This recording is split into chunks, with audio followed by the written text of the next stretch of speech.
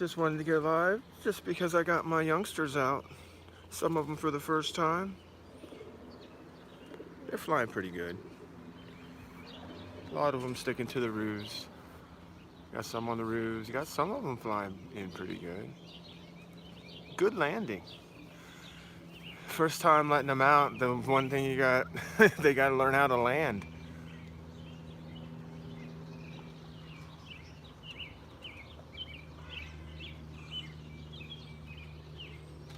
Some of them are flying pretty good.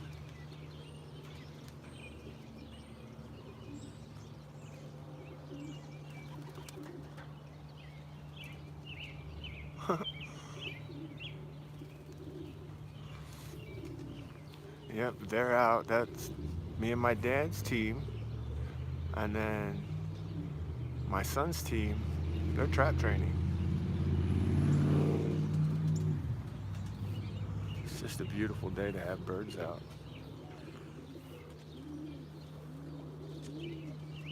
Even got one of my favorite ones chilling back here. Isn't she pretty?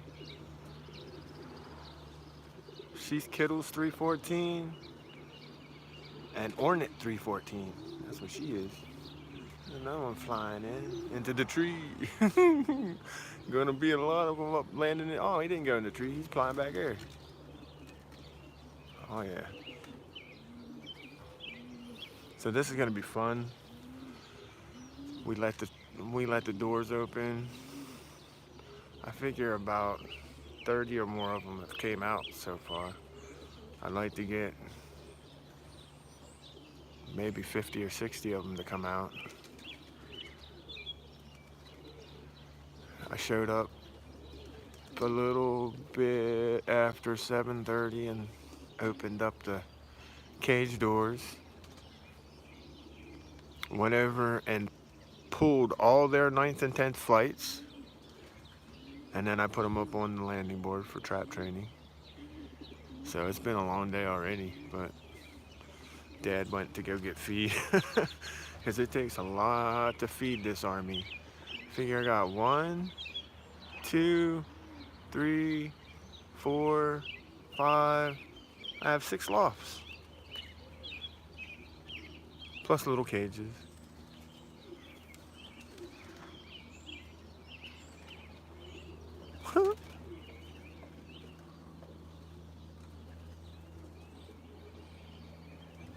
Good morning, Bobby. How are you? Just trying to enjoy my birds. Moving on to the next step in the young bird training. Now they gotta learn how to fly, learn how to land, learn how to route. Beautiful day here in Pennsylvania.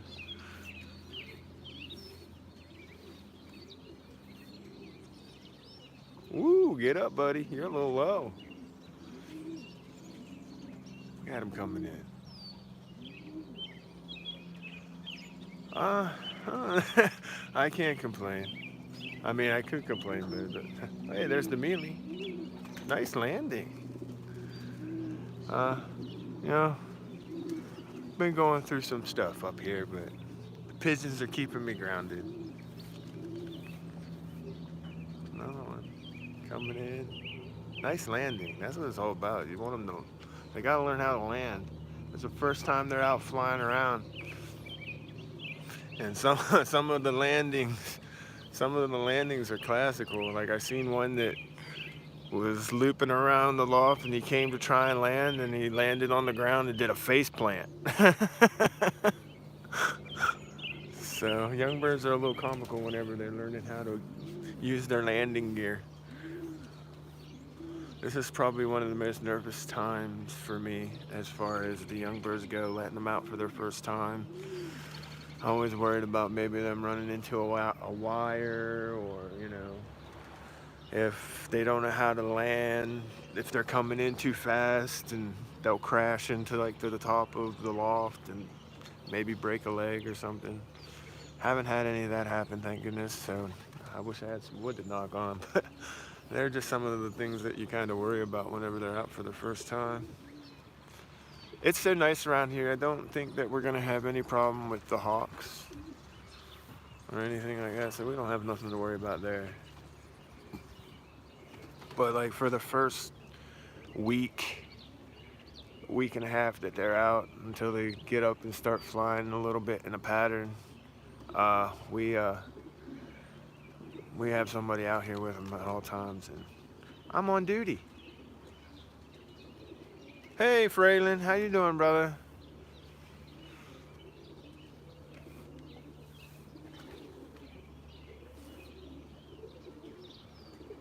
Um,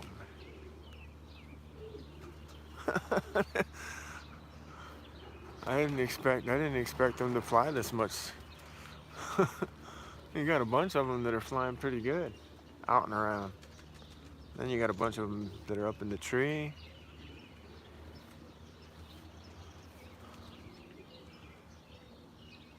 So I think I have 89 pigeons. Hey, Adam, good morning, brother. I have 89 pigeons in the Aranya Loft, on the Aranya Loft team. There's 89 in here. And then on the Aranya Boys team, I only wanted 45 in there. Oh, Fraylin, man, I feel for you, dude. I was gonna reach out to you and everything like that, but you know, my mom just passed stage 4 lung, man. I just lost my mom, so brother, I feel for you. I feel that's what I was gonna reach out to you about, bro. But you know, things went south here, and we ended up losing her. So, uh, yeah. As soon as I get my head together, I'll reach out to you, bro. I hope you're doing well, man. Stay strong. Stay strong. You're in our thoughts and prayers, bro. I hate that C word, man. Tell you what, these pigeons are the only thing getting me through it, man. Cause you gotta be on these pigeons every day, man. We're getting ready to you gotta stay on them every day if you want to get ready for the race season. You know, every day I gotta be, you know, I work 4 days a week, so whenever I'm not here, them 4 days, Dad's holding it down. So it's a good, you know, you got to stay on these. Like, and then as soon as I get off of work, I'm over here checking on the birds. So birds are like 24/7, man. They're dependent. You got to feed them, you got to water them, you got to keep your eye out, you got to make sure the youngsters aren't going down, everything's healthy. I can honestly say I am so proud of myself because my dad let me breed. I did all the breeding this year. I mean, he did write down a couple pairs. He says, put these together for me, this and that. But I made it everything up. I bred all the babies, and I bred, how many did I breed? So far, I think I've bred close to 260? 260 youngsters this year so far. And I do need to find some wood. I have not had one baby get sick and die or anything like that. The only baby that I had pass was I got here late and my dad did the feeding, and I had a bunch of babies, youngsters, they were in here, and Dad wasn't paying attention and he caught the one baby's head in the feeder. So accidents like that, it sucks. It sucks, but that's the only baby that I've lost this whole time. So, and I honestly have to say it's the feed, it's paying attention to like putting the right stuff in the water, making sure they have the grits and the minerals that they need. And the ideal pills, the miracle pills, because I give all my babies, all these youngsters, all these babies, they get ideal pills growing up. Like as soon as they get banded, they get their ideal pill. And then whenever it's time to wean them, they get another ideal pill. I don't know, they just stay healthy. And then, of course, we treat for canker.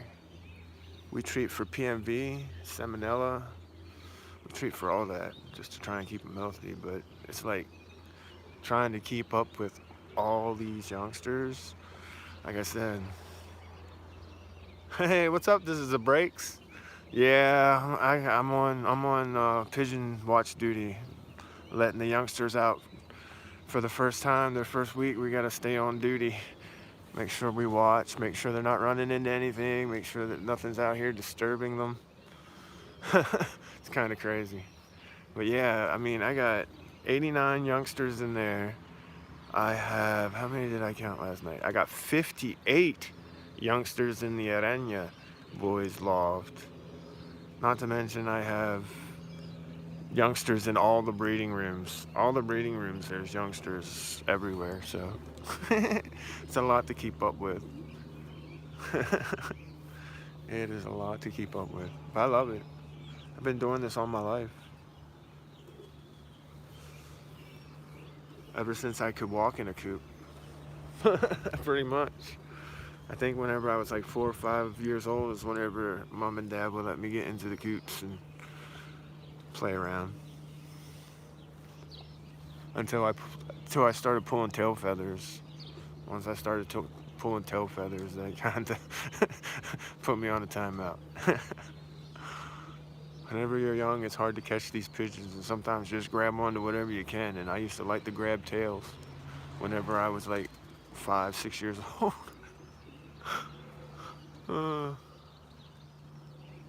We got one in the grass back here, just chilling.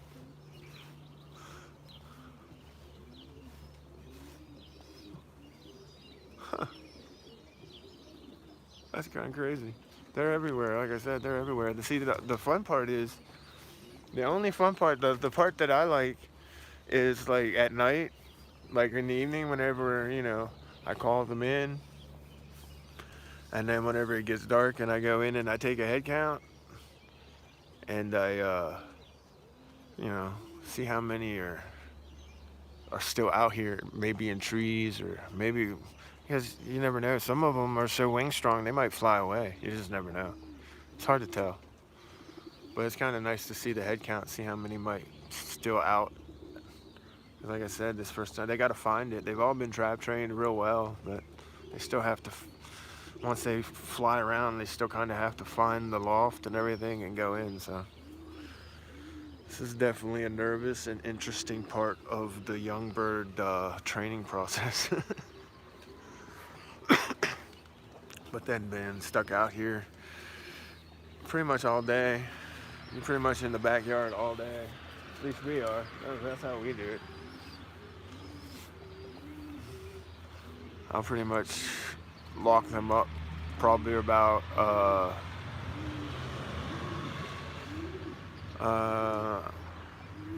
probably lock it up around noon, and then it'll probably take them the rest of the day just to go in. Some of them just to find it. It might take them the rest of the day. But once they find it once, it's over. They won't forget. And then the next time they come out, they'll all go in a lot quicker, and it'll start getting better. It's a process. It's a slow process. My favorite part is the training. I like catching them up at night and taking them down the road. That's my favorite part. I can't wait till we get to that part. That part's gonna be fun. Going down the road. I mean, this is the race team. Like, whenever you first like let them out, like say like today, I'm gonna get at least 60 of the 89 of them probably out of the loft.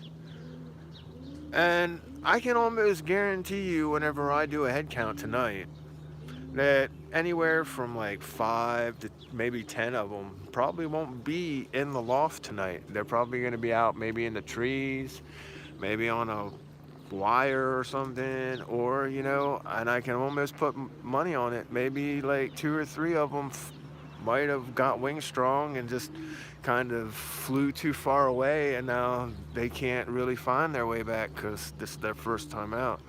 So, and they're what we call flyaways. They just got too far away and didn't realize how to get back.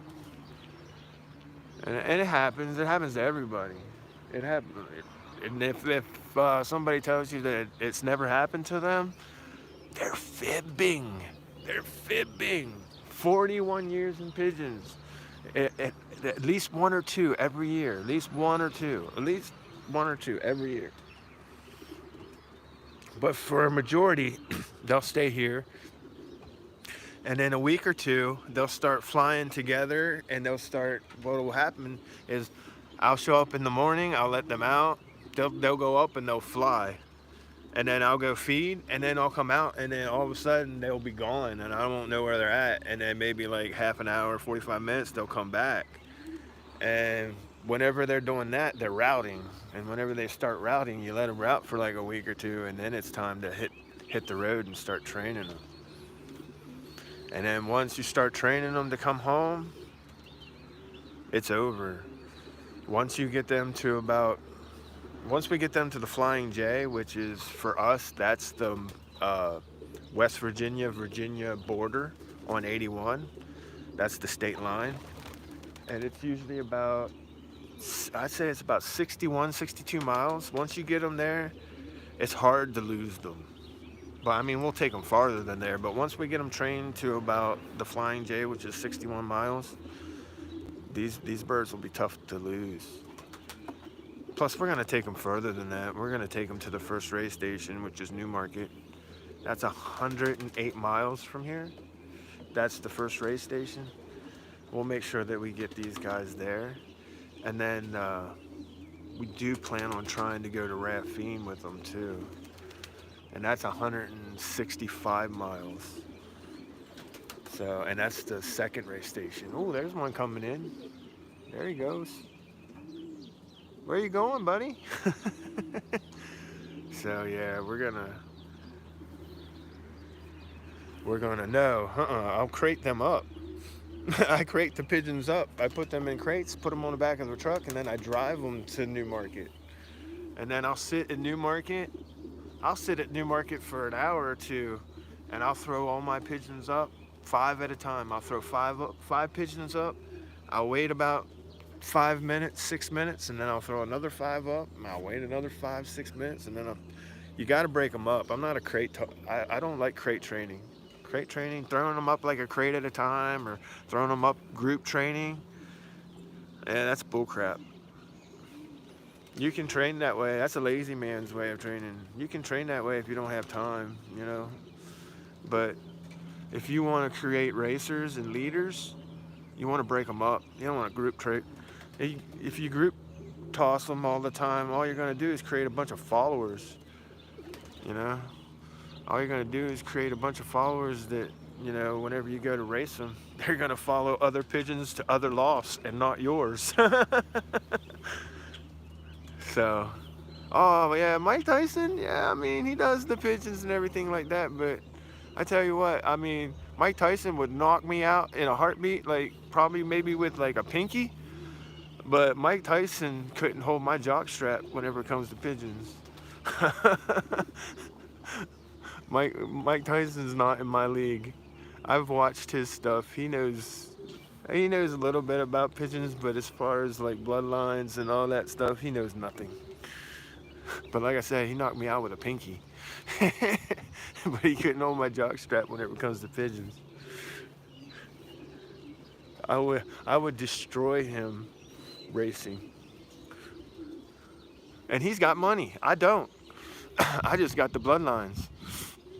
I got the pigeons. He's got money. He could go out there and buy stuff, but I'd probably still beat him.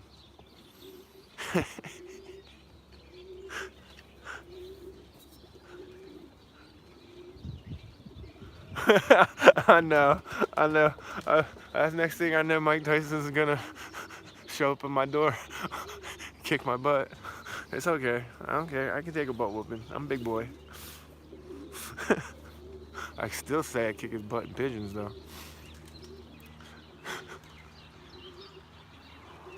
Yeah.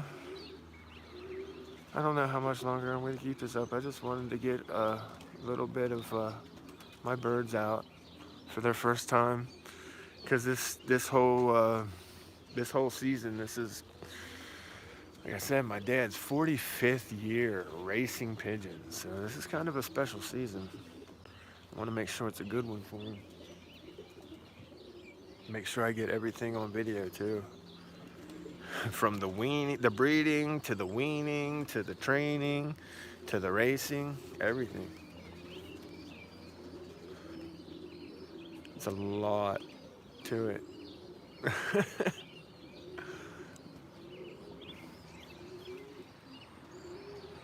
45 years, man. This is actually my 40th. This will be my 40th year racing pigeons. Or being involved in racing pigeons. This is it's crazy.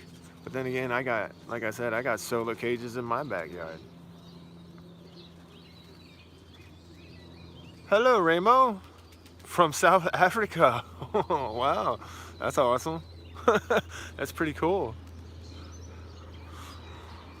I'm in Pennsylvania, the United States. I got my young birds out, some of them for the first time learning how to land, and I'm pretty happy. They're staying near the thing. Some of them are taking flights. They're coming back. I can't complain. Of course, we'll see whenever I do head count tonight. That's gonna tell the tale. But man, I'm just super excited about this race season, because 90% of these youngsters are my creation. That's what I put the pairs together this year. I'd say 10% of it is my dad that he put on paper and I put together, but for a majority, I created all this. It's crazy. Now I just get to see see how well they race. See, the thing is the top three racing pairs from last year, the number 1, the number 2, and the number 4 pair, they're all back together for this season. So that was my dad's doing. He wanted the number 1, the number 2, and the number 4 pair back together this season. So they're back together, and that's all him. But as far as everything else, I totally went young. I bred out of a lot of 22s and 21s. I really kind of I want to see what my blood can do. I got rid of a lot of the birds that were brought in, and I decided to breed out of birds that me and my dad bred out of some of the super stuff that we brought in, instead of letting them sit here in the stock loft for 2 or 3 years and then decide, hey, we'll use them. No, I didn't do that this year. I used all the young stuff. Anything that I thought was a super genetics and was out of super stuff, I bred out of it. That's why I got so many babies. I grabbed everything, man. If you had Picasso blood in you, I grabbed you. You had Wolverine blood in you, I grabbed you and I bred you. I mean, there's so many different. I got Thomas. I grabbed so many different things. The phantoms. I got phantoms out the yin yang. Love it. It's one of my favorite guys. That double grandson of the phantom. His babies are money. And I'm not talking about real money. I'm talking about on race day. They're money, dude. And I bred out 4 of his kids that would have been sitting in the stock loft. And I tell you what, I go grab their babies, and they're some of the best babies in the lofts, man. They just handle fantastic. That phantom blood, man. Whew, that phantom blood's fantastic. And whenever it's crossed onto the Picasso, holy cow. It's almost unstoppable. So yeah, I'm really excited about this year. A lot of young, good blood in this. Now we just got to see how well it races. And we'll get a chance because, like I said, my boys are loaded. They're loaded with like Picasso, Wolverines. I mean, they're just loaded. And then both lost. It's crazy. It's gonna be nuts. They're so loaded. I don't even know who's gonna run. There's so many good pairs. I don't even know who's gonna turn out to be the best young ones because there's so many contenders, and that's kind of crazy because we're this year every race we have a chance to like we have a thing. It's called 3 for 25. You pay $25 and you pick 3 birds that out of your 20 birds that you're shipping. You ship 20 birds. Hey, good morning, Alex. Uh-oh, that's what we were afraid of. Oh boy. Oh boy. Okay, guys. Yep, we got them all everywhere. Oh boy. Oh boy. Chinese fire drill. Let's see if they come down. Oh, that was what I was afraid of. That one bird scared them all up. That's okay. They gotta learn somehow. But anyway, we got this 3 for 25 every race. Everybody in the combine. Everyone in the combine can pick 3 birds out of the 20 birds that they ship. And you pick 3 birds, you pay $25. And the first one that clocks one of their 3 birds wins all the money for that week. So that's kind of crazy. So you really got to know your birds if you're going to try and win some money, because they didn't order money bands this year. So we don't have the UPC money bands this year, because that's usually how you win money every week. You band your birds, and they're the ones that you fly every week for money. But this week we're doing the 3 for 25 pick. So you got to know your birds. Wow, they're flying pretty good, but wow, that was crazy. Good landing. Whew. Yeah, they're coming down, but wow, they're everywhere. This is crazy. This is the scary part, because whenever you get a bunch of them go up like a Chinese fire drill, that's whenever they can run into like wires and stuff. Especially whenever this is their first day out, you know, some of them. It's crazy. I'm gonna have to go look, make sure nobody hit anything. But some of they're landing on the loft. They're doing well. They're coming down. And smart, good genetics will do that, man. Smart birds. That's what we want. Good bloodlines, smart birds, and good genetics will give you smart birds. See, they're all starting to come down. That wasn't too bad. I got a little crazy there for a second. Got me all nervous. Oh, good landing. One just landed behind me on the other loft. That's all I'm worried about. Once they get flying like that, they gotta slow down. That way they don't break a leg or anything. Although my mom was a registered nurse, and she taught me how to pretty much treat any kind of pigeon injury, from wings to legs to beaks to, man, I'm pretty much a pigeon nurse. Not a doctor. I'm a pigeon nurse.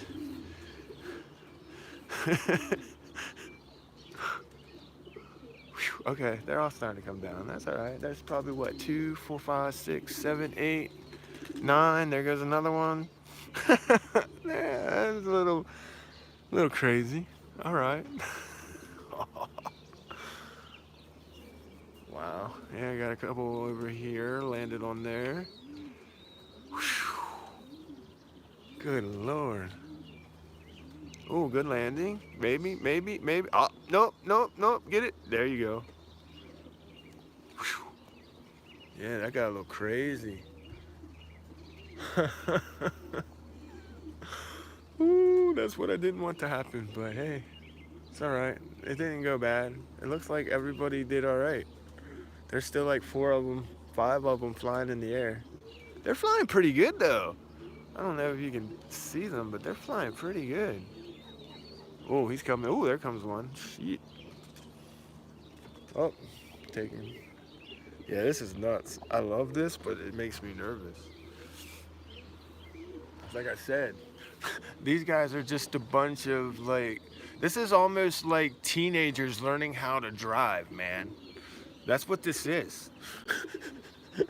And you're just afraid they're gonna crash. You know? That's pretty much what it is. Your babies are out there learning how to drive, and it's like, I hope they don't run into anything. Some of them don't know how to use the brakes properly.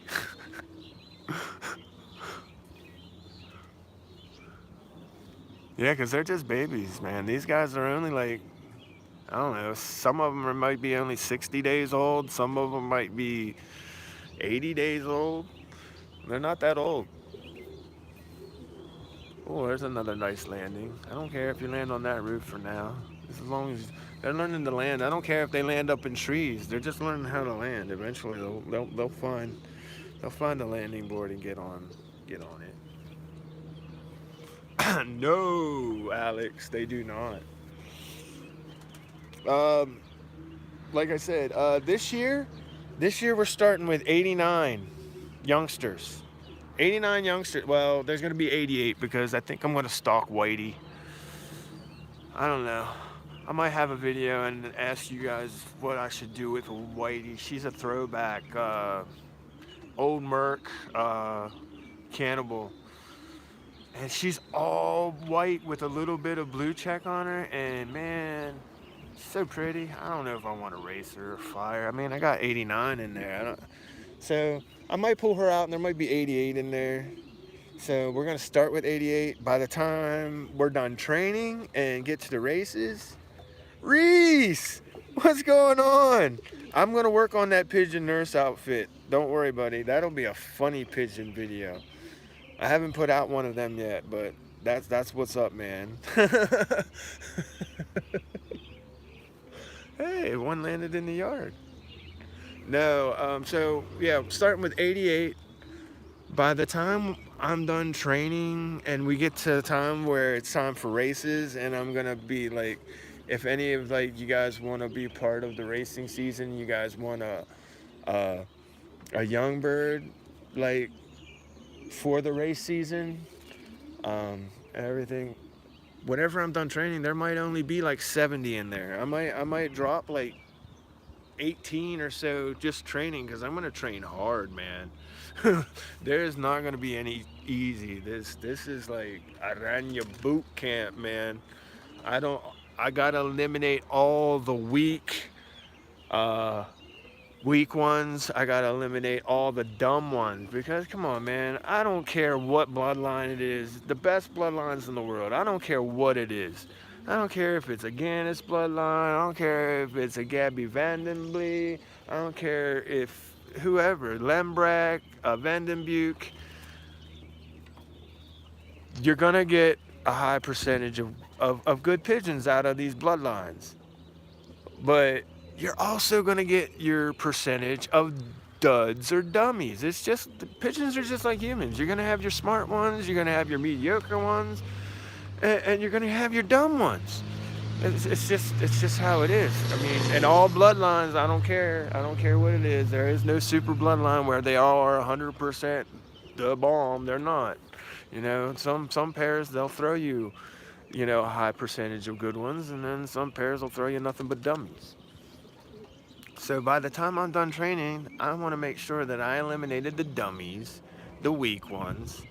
And by the time it's time to go into racing, I want to have anywhere from, in that loft, I want to have anywhere from 60 to 65 whenever I start racing. That's all I want. I don't want any more than that. 60, 65, that's plenty to go through the race season and everything. And then maybe by that time I'll have all the dummies and all the weaker ones eliminated. Although I'll tell you what, I've handled all them. There is no weak pigeons in there.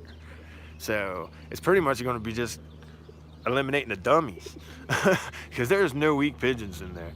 And same thing goes for here. I got I got 58 pigeons in here. By the time I train them and I start racing them, I want 40, 45. That's it. 40, 45 in there. Hopefully I'll eliminate the dummies, because like I said, there's no weak pigeons. I don't breed weak pigeons. I can't believe it. I haven't bred a call. I haven't bred a call all season. It's kind of awesome, because normally every now and again you'll have a pair that throws you like just maybe like a big pigeon, or like a pigeon where his vents are gapped, or you know, something like that. I haven't had one of them all year. And I can have anybody. I'll have anybody over here come handle them. You can, if you find a gap vented pigeon here, dude, I'll come up. I'll make a video and say I lied. But no, these are all they're all freaking awesome. And that's what happens whenever you're breeding out of like superior genetics. Whenever you're breeding out of some of the best bloodlines and you call yourself. See, I won't breed out of a pigeon that I think is a call. If you're big, or if you're gapped, or you don't handle right, I'm not breeding out of you, because you're gonna give me junk. If I think you're junk, you're gonna give me junk. So I don't do it. That's why, yeah. If I can have about 65 on the Aranyalov team and about 40 to 45 on the Aranya Boys team, we're gonna be tough to beat. Because we're definitely going to do the training. And my dad's feeding program is pretty awesome. I won't be revealing any of that. That's the one thing that I have not got permission from my dad to reveal. He's like, I don't care if you show pedigrees and you talk about the birds. He's like, I think that's awesome. He's like, but none of the feeding. I was like, that's cool. I'm down with that. I was like, cool with that. No feeding? It's all right. They don't need to know what we're feeding. It's all good. Everything else, fair game. I can record whatever I want. I actually even got a pigeon mail day coming up, where the cards are coming back. I got a pigeon mail day that I'm going to do. I'm going to introduce a pigeon, and then I'm going to open some mail from an awesome person in the card community, which is one of the dudes I really love this dude. And I've had this mail for like 2 or 3 weeks, but like I said, you know, my mom passed, so the pigeons is pretty much the only thing I've been doing. But like I said, I got a pigeon mail day coming up. It's gonna be awesome. My dad should be showing up here sometime soon. It looks like everybody came back down from the Chinese fire drill. That was awesome. A little nerve-wracking, but it doesn't look like, yeah, it looks like pretty much nobody's flying, so that's good. All right, well, I'm going to end this live stream. Like I said, I just wanted to get this on my channel so my dad can actually go back and look at the Chinese fire drill, because he's out getting pigeon feed right now, so he missed it. So he'll be able to actually go back and watch that. That's what makes it so cool. Everything that I record, my dad can go back and watch and everything. So that makes it awesome. Not to mention, I hope that some of the pigeon people out there are kind of like seeing the way that we do things like that. It's just a different perspective, you know, just trying to give everybody a different perspective on pigeons, that's all. Like I said, I got 40 years in the game. You know, it's the only thing that I know better than the back of my hand. It's pigeons. I was born into it. All right. Thank you guys for coming and hanging out this morning. Appreciate you, Reese, Alex, Fraylin, Bobby. We even got a friend from South Africa now. That's awesome. Appreciate y'all coming in. Adam, brother. Appreciate y'all. Just, you know, like I said, I'm on pigeon watch duty, so I figured I'd go live. Wasn't going to, but now it'll be on the channel. It's awesome. All right. Hope you guys are having a great week. Go out there, do something good for someone, and the good will come back to you. Bye, guys.